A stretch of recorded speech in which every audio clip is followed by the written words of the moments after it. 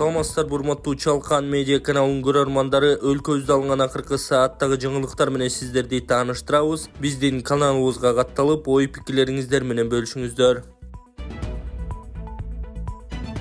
Айсулуу Тыныбекованын Олимпиададагы атаандаштары белгилүү болду. Тизме. Кыз-келиндер күрөшүнүн улуттук курамасынын лидери Айсулуу Тыныбекованын 2024-жылдын июль-август айларында Парижде өтө турчу Олимпиададагы атаандаштары белгилүү болду. Тизме. Биринчи Айсулуу Тыныбекова Кыргызстан, Сакура Мотоки Жапония, Грейс Буллен Норвегия, Ирина Коляденко Украина, Луиза Немеш Германия, Анна Гадинес Канада, Кайла Миракл Америка, Эстер Калаволя Нигерия, Сивар Бусетта Тунис, Биляна Дудова Болгария, Алина Касабиева Россия, Орхон Пуревдорч Монголия, Мун Хён Гён Корея, Криста Инце Румыния, Несрин Баш Туркия, Вероника Иванова Белоруссия. Айсулуу Тыныбекова бул ирет 4-чү жолу Олимпиадага барат. Токиодо өткөн Олимпиадада финалга чыгып, күмүш байга алган. Сонун жаңылык. Сиз билген жана иченген Умбем клиникасы эми сизге дагы да болсо жакыныраак болду. Анткени бизде жаңы филиал ачылды. Андыктан келип, өзүңүздүн жана жакындарыңыздын ден соолугуна кам көрүшүңүздү сунуштайбыз. Биздин жогорку даражадагы дарыгерлер төмөндөгү адистиктер боюнча кабыл алат. Стоматология, гинекология, терапия, лор, хирургия, педиатрия, урология, УЗИ жана башка адистиктер. Лабораториялык анализдин 5000ден ашуун түрү алынат.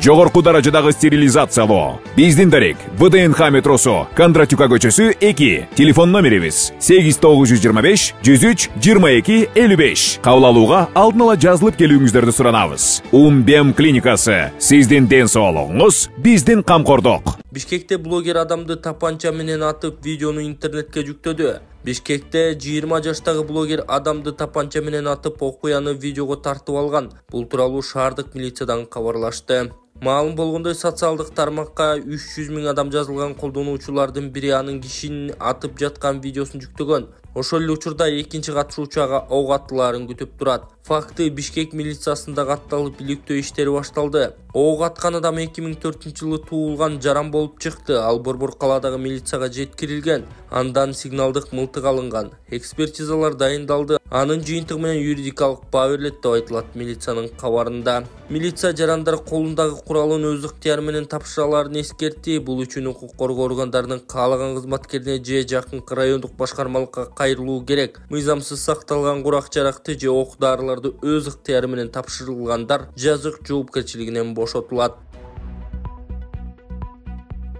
Депутат студенттер үчүн жол киренин баасын арзандатууну сунуштады. Жогорку кеңештин депутаты Элдар Абакиров Бишкек мэриясынан студенттер үчүн коомдук транспортто жүрүү баасын төмөндөтүүнү суранды. Бул тууралуу ал парламенттин жыйынында билдирген. Депутаттын айтымында ал студенттер менен жолугуп, жол киренин кымбаттаганына нааразы болушкан. Мен окуп жүргөндө арзаныраак студенттик билет бар болчу. Эмне үчүн мэрия бул тажрыйбаны кайрадан жандандырбайт? Студенттер 17 сом алар үчүн өтө кымбат экенин айтып даттанышты. Биз аларга билим алууга мүмкүнчүлүк беришибиз керек деген эле күлөм. Эсиңиздерге сала кетсек, үстүбүздөгү жылдын 30-январдан тарта Бишкек автобустарында жана троллейбустарда нактала эмес төлөм менен жүрүү баасы 17 сом, накталай болсо 20 сомду түзөт. Жеке автобустарда жана кичи автобустарда жол кире 20 сом. Равшан Жээнбековдун жанындагы адамдан кургак учуктун ачык түрү табылганы айтылды. 28 майда Бишкектин 1-май райондук сотунда кемпир-абад иши боюнча соттук кароо болгон. Сот учурунда Равшан Жээнбеков абактагылардын биринен коркунучтуу жугуштуу оору, кургак учуктун ачык түрү табылганын билдирген. Буга байланыштуу биз СИЗОдогу кемпир-абадчылардын ден соолугуна жана өмүрүнө чоң коркунуч жаралганын билдирүүгө аргасызбыз деп билдиришти кемпир-абад иши боюнча кармалган адамдар. Соттолуучулар тергөө абагындагылардын кургак учуктун бар жогун текшерүү тажрыйбасын билерин баса белгилешти. Биз Равшан Жээнбековду атайлап кооптуу илдетке кабылтуу коркунучу бар деп эсептебейбиз. Ал түздөн-түз ага зыян келтирүү ниети менен оорулуу адам менен бир камерага жайгаштырылган. Бул фактын териштирүүнү, күнөөлүүлөрдү жоопко тартууну, ошондой эле СИЗОдо жаткан бардык айыпталуучуларды инфекция жуктуруп алуу боюнча кооптуулукту кылдат текшерүүнү талап кылабыз деп билдиришти алар. Жаза аткаруу кызматы Равшан Жээнбековдун айыптоолоруна кийинчерээк жооп берүүнү убада кылган. Кытайлык инвесторлар Нарында текстиль фабрикасын курууга ниеттенишүүдө. Нарынга Кытайдын Ухань аймагынан потенциалдуу инвесторлар ири мамлекеттик текстиль фабрикасынын өкүлдөрүнөн турган делегация келди. Президенттин Нарын облусундагы өкүлчүлүгүнөн билдиришкендей, алар менен Нарын облусуна текстиль фабрикасын ачуу боюнча сүйлөшүүлөр жүрүүдө. Инвесторларга өнөр жай объектилерин курууга мүмкүн болгон жер тилкелери көрсөтүлгөн. Өкүлчүлүктөн белгилешкендей, Нарын облусунун аймагы үчүн текстиль өнөр жайын өнүктүрүү абдан маанилүү. Анткени кыска мөөнөттө жумуш орундарын түзүп, өлкөнүн экспорттук потенциалын өнүктүрүүгө жана экспортко чыгарууга жакшы мүмкүнчүлүктөр бар. Сокулук Белогорка унаа жолуна асфальт төшөө иштери кызуу жүрүүдө. Чүй облусунда Сокулук Белогорка унаа жолуна асфальт төшөө иштери кызуу жүрүүдө. Бул тууралуу Транспорт жана коммуникациялар министрлигинин басма сөз кызматы билдирди. Маалыматка ылайык, быйыл аталган жолдун 3 чакырымына 60 см калыңдыктагы асфальт төшөө иштери каралган. Учурда 2 чакырымдан ашык аралыкка асфальт жаткырылды. Жеринде Кыргыз автожол мамлекеттик ишканасынын номер 1 жол тейлөө мекемесинин кызматкерлери жана атайын техникалар иштеп жатат. Дагы $21,000 чогулуп калса, мен баламды алып чыгат элем. Бул эл үмүтү фондунун жетекчиси мен Болотбек Айдаркулов. Ушул досубуздун алдына келип турабыз. Бул досубуз өзүңүздөргө белгилүү болгондой, ошол армияда Кыргыз элинде кызмат өтөп, палчандардын катарында ошол дос болуп жүргөн. Ошол палчан достору кайрылып, ушул досубуз ушундай ооруга чалдыгып, окусан кырсык болуп, аварияга учурап, ушундай акыбалга түшүп калды деп айтканына байланыштуу кележеге $9,000 буйруса чогулду. Дагы $21,000 жетпей турат туугандар. Алардын ыраазычылыгы үчүн деп дагы да ыхсан кылып кетсеңиздер болот. Ембанк эженин өзүнө ачылган Чынаркул М деп чыгат. Жана ошондой эле Тинькофф банк Данияр С деп чыгат.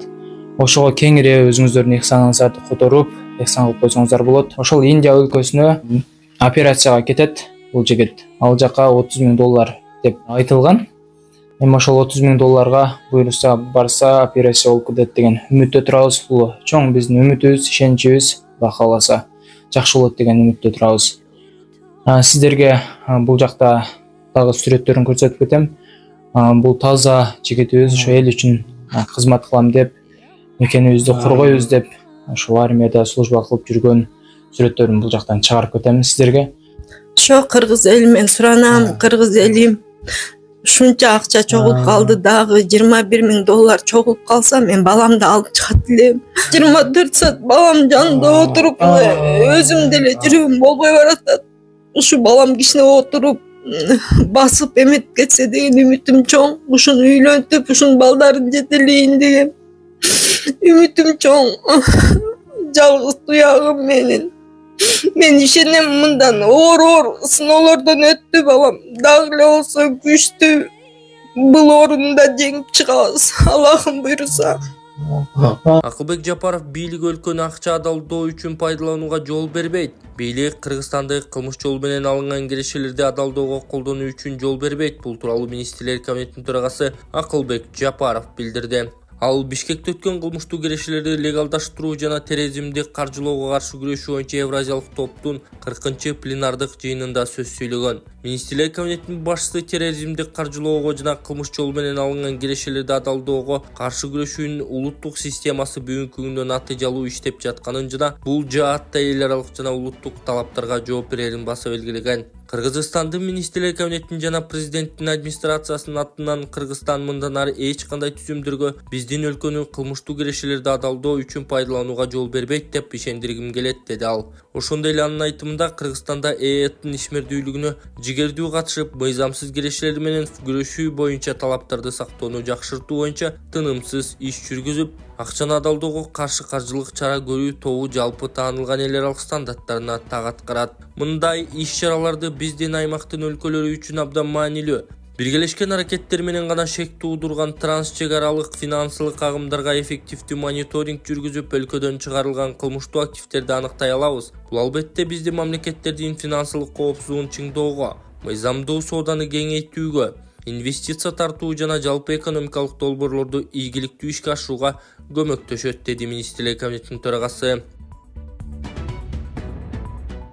Бишкек суу канал конуштардын тургундарына суу эсептегич коюуну эскертти. Бишкек суу канал муниципалдык ишканасы шаардыктарга ичүүчү таза суу менен үйдүн алдындагы балак, үйдүн алдындагы бакчаларды сугарууга, килем уна жууганга жана жерге чачканга тыюу салынган эскертти. Бирок суу эсептегич орнотулган үй ээлери саат 12:00-дөн 5:00-га чейин сууну колдонсо болот. Жайында шаар четиндеги конуштарда суу негизинен бакчаны сугаруу, бассейнди толтуруу деген себептер менен 5 эсе көп колдонулат. Мындан улам суунун таңкыстыгы жаралат. Көйгөй жер үйдө жашаган тургундардын суу эсептегич орнотпой сууну сарамжалсыз колдонбогонунан улам өрчүп жатат. Учурда жер тамында жашагандардын 2,6% гана суу эсептегич орноткон деп айтылат маалыматта. Бишкек суу канал ишканасы конуштарда жашаган бишкектиктерге кайрылып, суу эсептегичтерди орнотууну өтүнөт. Эрежеге баш ийбеген жарандарга текшерүү учурунда айыппул да салынаарын эскертти. Муртазалиев БШКнын чечимине каршы сотко даттанды. Свердлов шайлоо округу боюнча мурдагы талапкер Абдурахман Хаджи Муртазалиев Борбордук шайлоо комиссиясынын номер 29 Свердлов округунда жогорку кеңештин депутаттыгына мөөнөттөн мурда шайлоо дайындоо боюнча чечимин жокко чыгарууну өтүнүп, Бишкек административдик сотуна кайрылган. Бул тууралуу ал Азаттыкка маалымдап, Боршайкомдун 15 майдагы чечимини мыйзамсыз деп билдирди. Муртазалиев добарызында БШК Бишкек административдик сотунун Муртазалиевди жогорку кеңештин шайланган депутатты деп таануу тууралуу күчүнө кирген чечимин аткарбай жатат деп көрсөткөн. Президент Жапаров 16 майда номер 29 Свердлов округунда жогорку кеңештин депутаттыгына мөөнөттөн мурда шайлоо дайындаган. Мунун алдында 15 майда Боршайком жыйынында шайлоо дайындоо боюнча президентке сунуш жолдогон. Муртазалиев БШКнын мындай сунушун айыптап, өзүнө мандат берүүгө милдеттендирген. Бишкек шаардык административдик сотунун аткаруу барагын 17 майда колуна алганын билдирген. Боршайком өз кезегинде Бишкек шаардык административдик сотунун күчүнө кирген чечимине каршы сотко даттанаарын 21 майда маалымдаган. БШК 7 майда бул округтан шайланып депутат болгон Шайлообек Атазовду жогорку соттун чечиминин негизинде мандаттан ажыраткан. Абдурахман Хаджи Муртазалиев депутаттык мандат ага берилбеген үчүн Борбордук шайлоо комиссиясынын үстүнөн башкы прокуратурага кайрылган. БШК мүчөсү Абдыжапар Бекматов Муртазалиевди депутат кылып бекитүү боюнча соттун баштапкы инстанцияларында сөз болгонун, бирок жогорку соттун чечиминде ал талап колдоо таппай жатканын айткан.